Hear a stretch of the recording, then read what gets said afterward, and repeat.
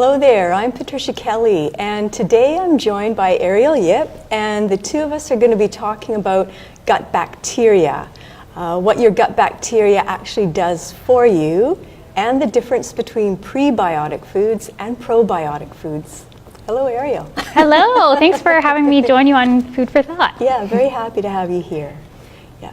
So you're probably wondering then, like, what are some of the things that gut bacteria actually do for us? Yeah, I'm very curious. Tell me all about it.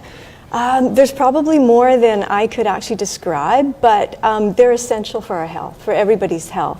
One thing that gut bacteria do is they complete the digestion and help the absorption of a lot of our nutrients, such as like vitamin A, vitamin C, vitamin K, some of the B vitamins. They also produce some vitamins, so they can actually make B12, vitamin B12, and vitamin K. They help to detoxify whatever harmful bacteria we might have accidentally eaten or drunk. They also kind of influence our immune system response. They also produce some really important brain chemicals as well, including like serotonin, which makes us happy. Exactly, right. Yes, which is what we all need and we all want, especially in the wintertime. So how do we get good gut bacteria? Well, we're actually, we're born with it. So if we're born, we go through our mother's birth canal, that's when we're coated with her bacteria. And so people who are not born that way, who are born perhaps by a C-section, they're already put at a disadvantage. And I think in our modern society, actually most of us are sort of disadvantaged. We don't really have necessarily like a healthy, we call it a microbiome. It's all the different types of bacteria, and there could be up to 35,000 different species of bacteria that live in your gut. We're born with it. If we're drinking chlorinated water, if we're taking antibiotics, if we were born by C-section, if we were not breastfed, then we should be getting the probiotics, which are the beneficial bacteria, in our food. And it's actually pretty easy.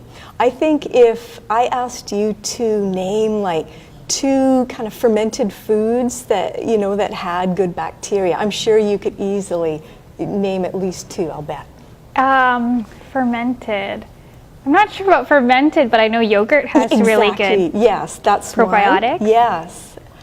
Any drinks or anything like that? Or people are drinking a lot of these today? Kombucha? Exactly. So there you go. Yeah. So like these lacto-fermented foods, they're everywhere now, right? And so you can find them pretty readily in like a natural food store or a supermarket, or you can make them yourself. So I brought just a few that I made last weekend. So, you can ferment almost anything that's like it can be fruit, it can be vegetables, it can be fish or meat.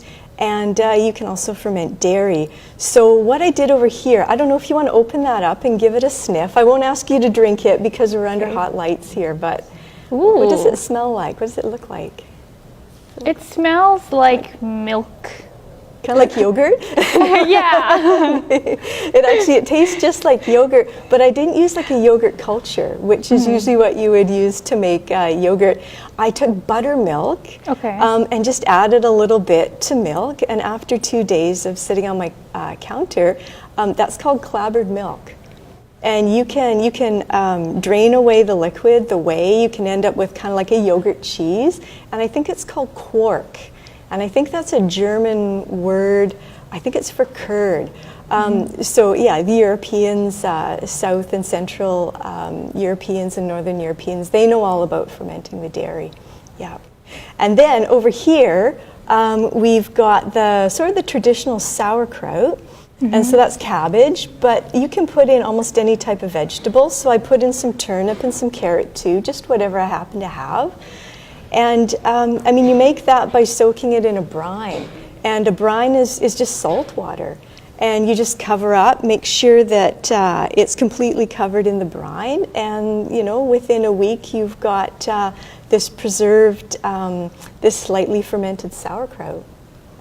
Nice. And the third one over here, I used the same brine, so I used salt water again, but this time I tried raw fish, so I tried salmon. And I was a little leery about that because I think a lot of North Americans don't really want to eat raw fish, you know, Right. unless we go to a Japanese restaurant where Like they know sashimi what or something, yeah. they know what they're doing and we don't with raw fish.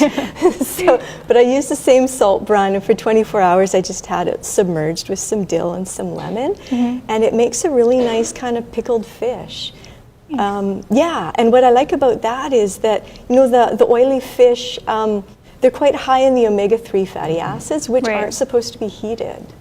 So this is a good way to actually eat your fish, is pickled or a Japanese restaurant, yeah. With milk and dairy, do we have to throw the milk out right away when it starts going bad, or how does the fermentation process work with that?